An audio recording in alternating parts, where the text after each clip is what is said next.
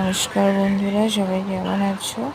তো এটা সকালে বানিয়েছিলাম, তো অফিসে নিয়ে যাব তার জন্য, লাঞ্চে টিফিনে, তো তার জন্যই বানাচ্ছিলাম। ফার্স্টে ব্রেডগুলো আমি এপিট সেঁকে রেখে দিয়েছিলাম, আর 3টে ডিমকে আমি সামান্য লবণ দিয়ে ফেটিয়ে রেখেছিলাম।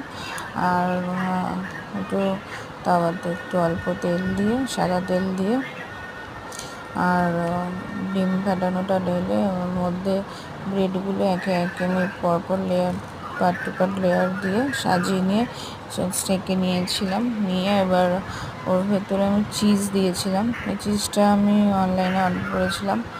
আর চিজগুলো দিয়ে ভালো করে সেঁকে নিয়ে, আর মাঝখান থেকে 3 কোনা মতন পিস করে নিয়েছি, ওই স্যান্ডউইচ টাইপ যেটা হয়।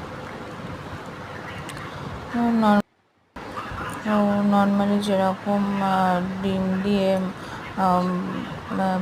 যে ব্রেড হয়, তো ওরকমই করেছি। একটু চিজ ছিল, তাই চিজটা দিয়ে খেতে ভালো লাগে।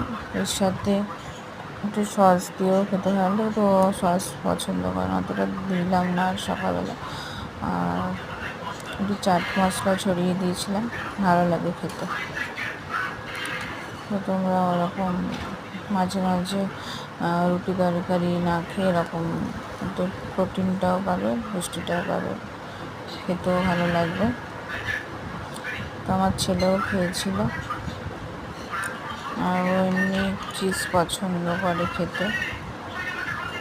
দেখো, বাচ্চাদের তো এইগুলো ভালো লাগে ভীষণ।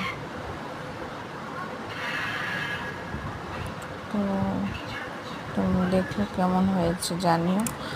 তো নেক্সট ভিডিও আরেকটা আসছে। Tata, good night.